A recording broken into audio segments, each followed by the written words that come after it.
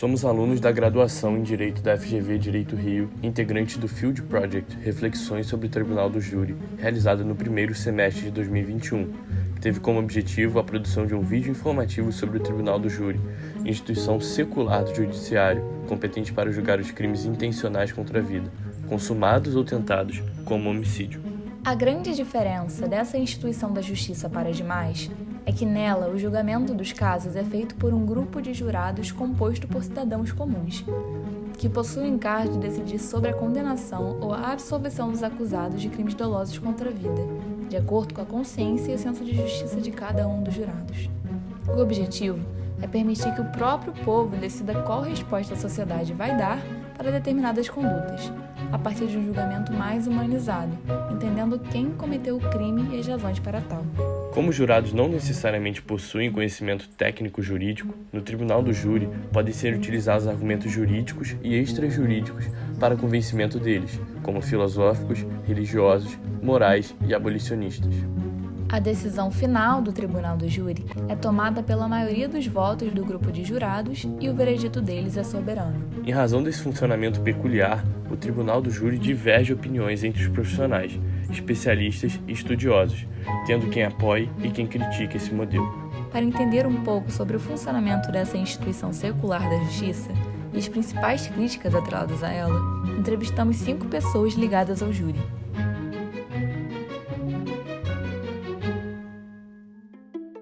O Tribunal do Júri todo mundo conhece, porque todo mundo vê filme americano.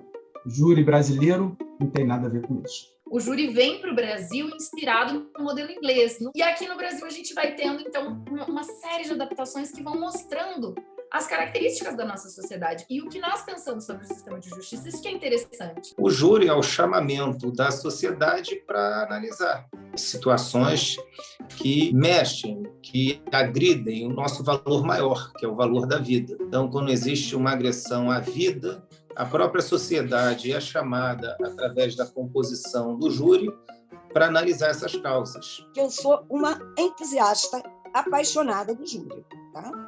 Eu acho que muitas vezes a decisão do público, né, do povo, ela é mais sábia do que o do juiz técnico. Você chama diversas pessoas de diversas classes sociais, diferentes idades, 7 pessoas, 7 cabeças diferentes, 7 vidas diferentes, 7 formas de pensar diferentes. E isso é a democracia, né? Eu acredito que o Tribunal do Júri é o local mais democrático que tem no sistema de justiça. É a sociedade que profere uma decisão. Então, nós temos uma proximidade muito forte entre a sociedade e atos de poder, porque proferir uma decisão, seja ela condenatória, seja ela absolutória, é um ato de poder. Quando eu chamo pessoas da sociedade para comporem o conselho de sentença e elas ali naquele julgamento, elas se tornam o Estado. Nós, juízes técnicos, ficamos muito apegados à técnica, né? E muitas vezes, embora tenhamos a vontade de absolver, possamos até achar que o indivíduo merece absolvição, a gente não pode absolver. E o contrário também. Os jurados, eles são totalmente independentes de técnica. Eles vão julgar de acordo com a consciência deles, com os ditames da justiça, com a sua mais absoluta e livre convicção. Porque o júri é da comunidade. E a comunidade não julga de acordo com as provas técnicas. A comunidade não julga assim. Qual é a ideia do júri? A ideia da common law? É a ideia de que as pessoas vão ser julgadas pelos seus pares, um cunho, né, comunitário, em que a comunidade vai produzir uma decisão sobre aquele conflito. Uma decisão absolutamente moral. O corpo de jurados, que é o poder judiciário ali agindo naquele momento, também tem uma possibilidade de absolver alguém que efetivamente praticou um crime. Foi ele, a pessoa morreu, foi ele que matou, mas eu estou absolvendo. É isso que nós chamamos de clemência. Mas as pessoas erram muito. Sim, claro que erram. Mas o juiz togado, aquele que fez concurso, erra também? Claro que erra também. Os jurados se equivocam na análise da prova, dos fatos, ficam seduzidos, às vezes, por algum argumento, seja da acusação, seja da defesa? Claro que sim, assim como qualquer juiz togado. Eu já perguntei diversas vezes, e aí, você decidiria assim? Decidiria, é assim mesmo.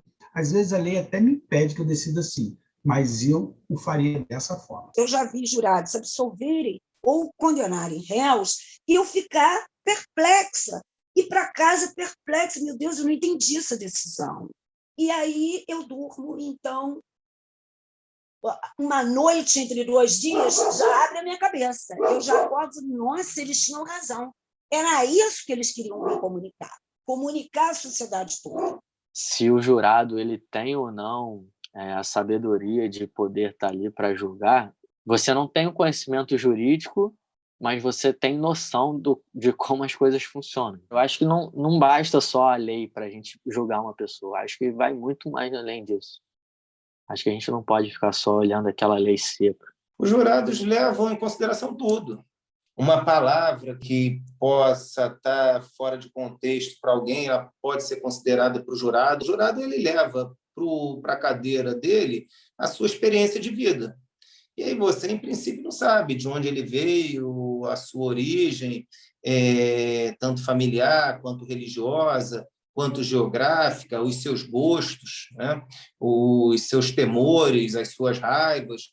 Então, todo sentimento humano ele é levado para a cadeira dos jurados. Então, nós não vamos deixar de lado nada, porque tudo pode ser pelos jurados avaliado. Para eles olharem as leis e jurisprudência, eles precisam ser guiados pelas partes durante os debates, porque eles não conhecem lei em profundidade. Eu acho, sim, que aspectos extrajurídicos entram muito nesse ponto, muito. Eu acho que eles pensam como sociedade. Os argumentos extrajurídicos eles vão acontecer em qualquer ato decisório. Qualquer pessoa acaba tendo preconcepções no julgamento entre um aspecto político, um aspecto científico, um aspecto judicial, eles acontecem. Então, a neutralidade para decidir alguma coisa, ela é um mito para qualquer pessoa. Às vezes, quando você está escutando o defensor, quando ele está dando o ponto de vista dele, você ou escuta aquilo ali e você fala, realmente, o defensor tem razão. Mas aí, quando vai o promotor falar também, no tempo dele, você também fala, ele também tem razão. É questão de convencimento. O júri não tem nada de democrático. Não é democrático porque o jurado faz uma votação, né? Faz uma votação, não tem um consenso, então não tem uma produção consensual sobre o que é o justo e o injusto ali. Isso está mais relacionado com um duelo, que é um duelo de versões e que você tem que decidir qual versão você quer mais. Ou seja, não tem nada de participação popular nisso, né? Porque participação popular seriam as pessoas dando a sua opinião e produzindo um consenso sobre aquele conflito.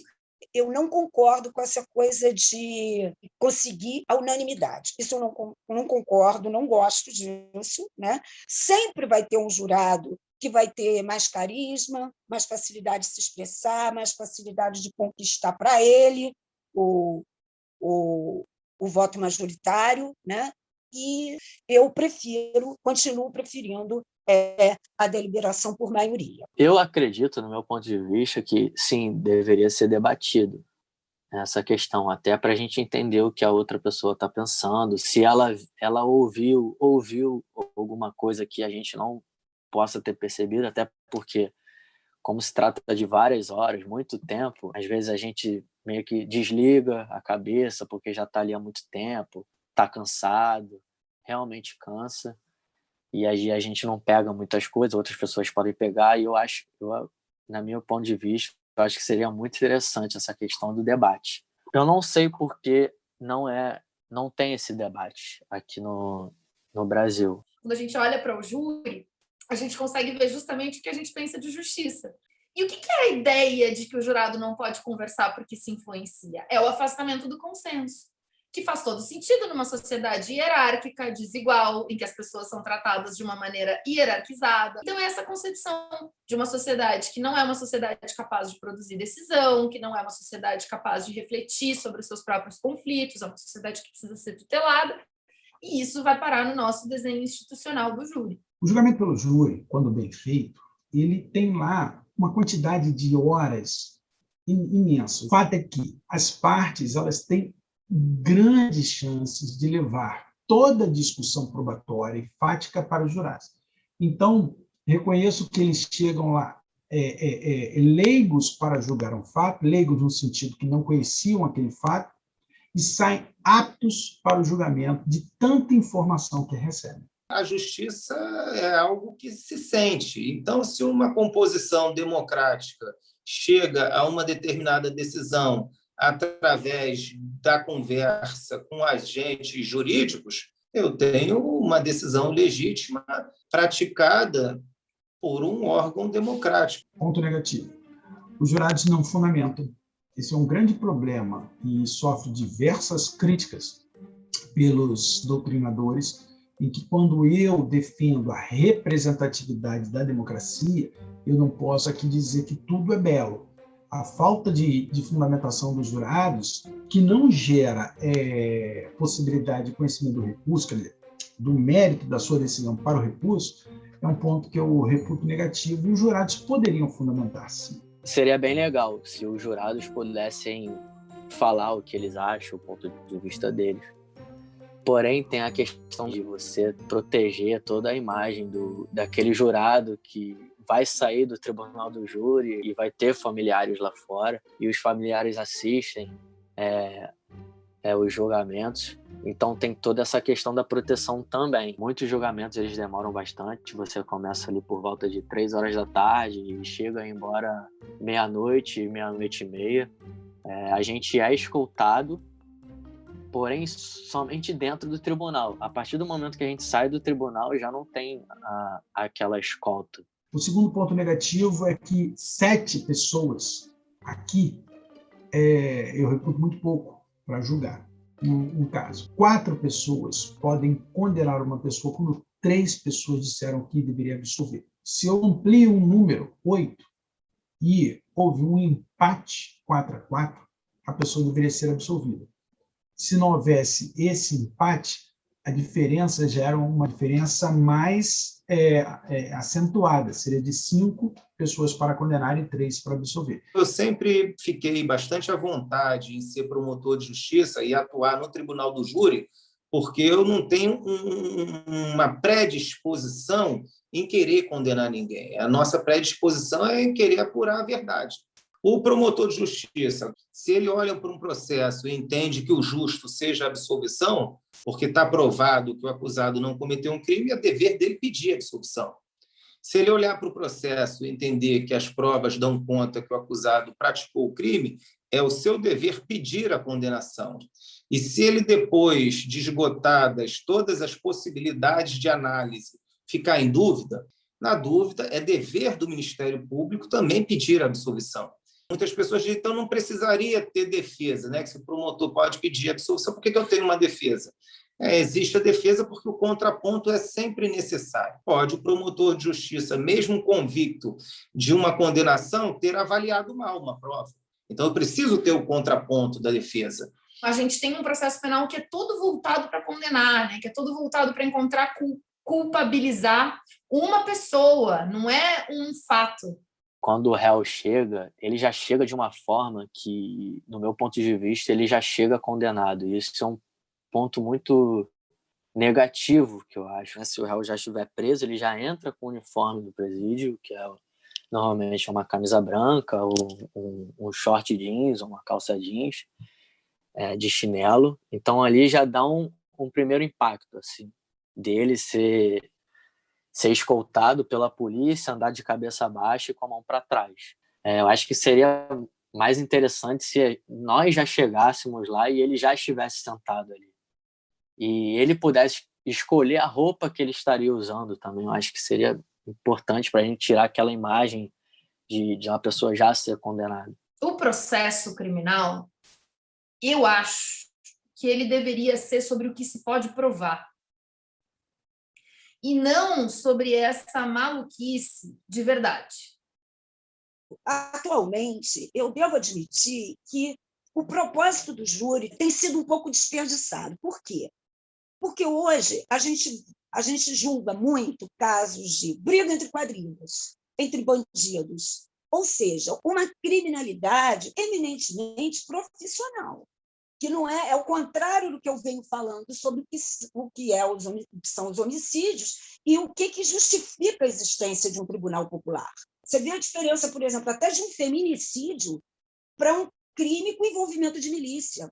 Um é profissional, claramente profissional, o interesse patrimonial. O outro, apesar de ser um feminicídio, tudo, ele é fincado em machismo estrutural, ele é fincado em uma cultura patriarcal, entendeu? Já são meandros diferentes, que a gente precisa ter uma opinião da sociedade a respeito.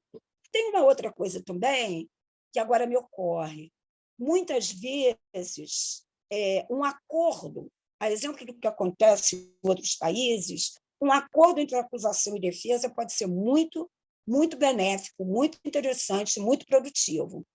Isso, vou te dizer, sinceramente, não sei se vocês vão querer manter isso, mas isso já ocorre na prática, mas a lei não contempla. O que mais tem na prática do júri cotidiana é acordo dos defensores e dos promotores para que eles, tendo um acordo, tenham previsibilidade sobre a decisão. Ou seja, eles tiram dos jurados a decisão. E eles não são ilícitos, nem ilegais, nem nada. A gente não está falando aqui de ilegalidade, mas a gente está falando de algo que não está no código, não tem no Código de Processo Penal nenhuma referência a acordo, mas eles fazem isso todos os dias. E aí é que está o problema, né? A gente tem um sistema que permite esse tipo de negociação, mas que mente para o aluno na graduação que esse tipo de negociação não existe. Mas também não é aquele acordo do tipo, olha, você confessa que aí você não recebe uma pena de morte. Isso aí é um absurdo, né? Isso aí é uma pressão, é uma coação, né? Isso aí nem é acordo, é coação. Mas uma coisa assim, dentro do razoável, que não obrigue o réu a confessar uma coisa que ele não fez, né? Eu acho muito interessante. Acho que a gente poderia aperfeiçoar isso no nosso sistema também. Olha, o Tribunal do Júri sempre recebeu crítica. Dizem que é demorado, dizem que é injusto, mas, na verdade, o júri é quando os agentes jurídicos, eles, posso dizer assim, eles precisam descer do seu pedestal e conversar diretamente com a população. O júri sempre esteve entre os debates. Por que ele causa isso tudo, né? Eu não sei te responder se é um fetiche, se é uma coisa... Talvez os psicanalistas saibam me explicar melhor. Mas, para mim, é essa ideia de que é algo que se precisa disputar. Eu gosto de ouvir o que se fala sobre o júri, porque eu consigo perceber o que as pessoas pensam da própria sociedade, das concepções de justiça, né? Do que é justiça, do que não é. Vale a pena a gente olhar o que estão falando sobre o júri para a gente ver o que, no fundo, pensam sobre justiça, direito, sociedade, crime, violência. Essa experiência, ela realmente ela muda a vida das pessoas. Eu posso dizer assim, em questão... Tanto no mundo jurídico como no mundo social também, a gente começa a enxergar as coisas de outra forma. A partir do momento que você está ali como jurado, você tem um conhecimento muito amplo da sociedade, das coisas que acontecem, dos crimes que acontecem. Vivencie esse estudo na prática, vão aos tribunais ouvir lá os desembargadores julgarem casos. Vocês vão ver que são julgados casos em 1 minuto e vão ao Tribunal do Júri e vão ver que são julgados casos em 10 horas. Levem os seus amigos no Tribunal do Júri para assistirem ao Tribunal do Júri, para vocês verem, independentemente da linha que sigam no futuro, como aquilo lá pode alterar preconceitos e isso é extremamente relevante.